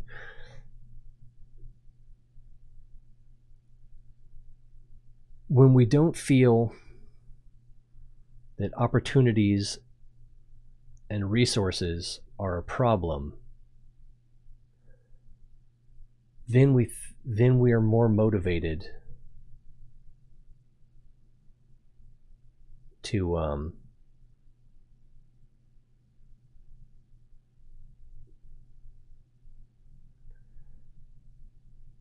pursue justice, or not just, I don't want to mean justice in the sense of punishing evildoers or punishing criminals, but more in the sense of making sure no one gets left behind. The other side of justice. And that can be kind of difficult if we're looking at, because there are two basic personality types, the kind that are, let's see, what's the measurement? Openness and conscientiousness. I think those are the two. So if you're strong in conscientiousness, not in openness, then you're going to have, your sense of morality is probably going to be more along the lines of safety first, taking care of yourself, and making sure that free riders or criminals are punished or separated from the benefits of the society. Whereas if you're more into openness rather than conscientiousness, you're probably going to be more motivated, morality-wise, to making sure that everyone has an equal opportunity, a fair shot at what is available, and that no one gets left behind. So, when opportunity and resources are available, even then, morality is going to mean different things to different people. But I think for most people, even conscientiousness, the idea that opportunities are shared, and no one is cut off from resources. I think that, yeah, when resources and opportunities aren't scarce, it's a lot easier to share. It's a lot easier to recognize that we should share. It's a lot easier to recognize that people should not be cut off from those resources and opportunities. I'm just trying to look at this through Maslow's hierarchy, and that makes sense.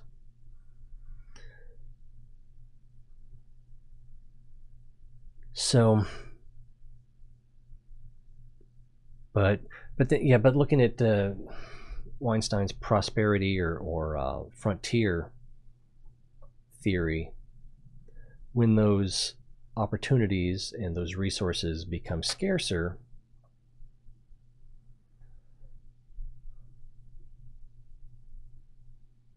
we have less capacity for morality and social equity. I think that term has been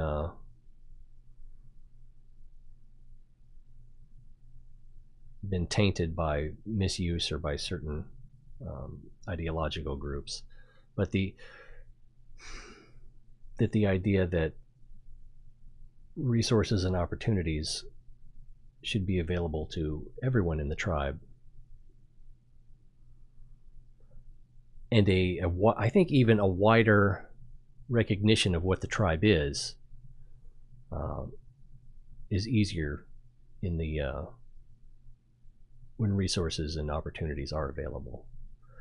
When they become less available, then we start, well, yeah, and Weinstein has said as much, we start looking at those in our tribe that are less deserving, that we think of as less deserving, because obviously we're deserving. So we rationalize why they shouldn't be entitled to resources and opportunities, which makes those resources and opportunities more available to us, probability-wise, if not directly.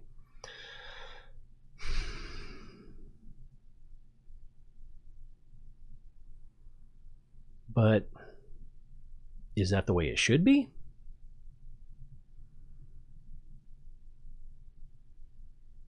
We're kind of limited there.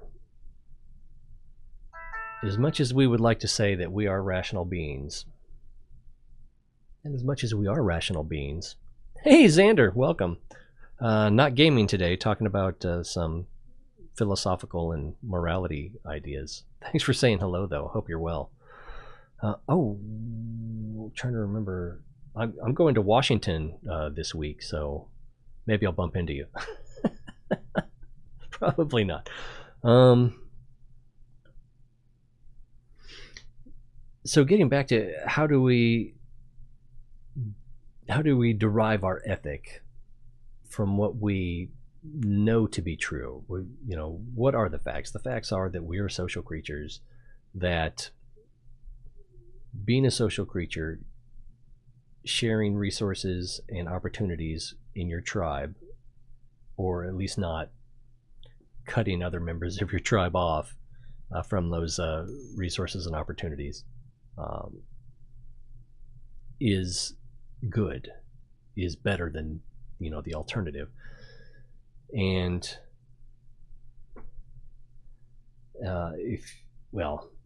and then just like the chimpanzees, if we've got to choose between our tribe and another tribe getting those resources, it's better for our tribe too.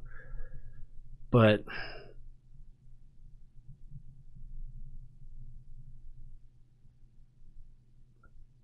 it seems pretty limited. It seems like we can do better than that. Maybe we can't. Maybe we're just the creatures that we are. Oh, I'm sorry. I thought you did. Oh, no. I'm sorry. That was Blue Dragon, the Washington or Oregon. I can't remember which now.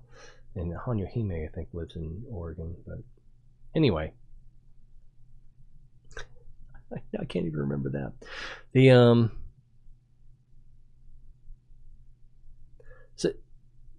So we know, I think we can agree that we are social animals, and because of that, if we're going to be social animals, which it's kind of tautology, we are what we are, then to be a social animal is to act a certain way. So you could argue maybe we shouldn't be social animals, but that's a hard argument to make when you are a social animal. Objectively, grand scheme of the universe, maybe it doesn't matter. Maybe objectively it's just not true. But it is a human truth that morality is part of being human. It's part of being a social animal. And then we can also,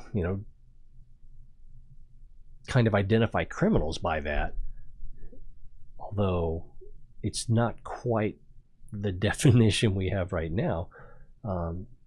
But those who would limit the opportunities and resources of the tribe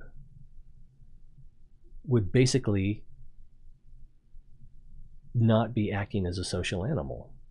They would be acting as a non-social animal. So then they don't really belong in the tribe. And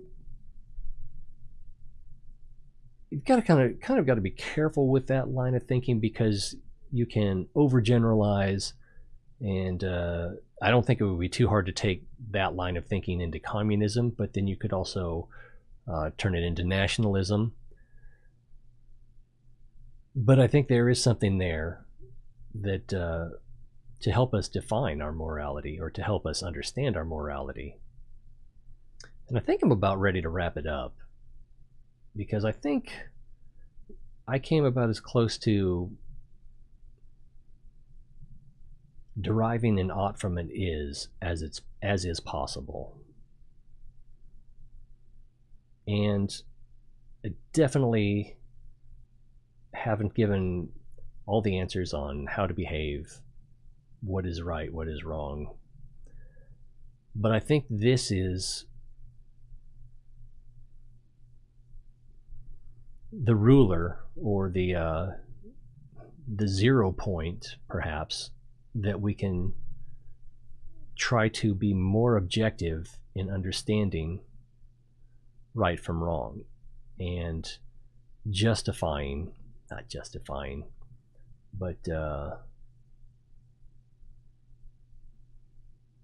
establishing morality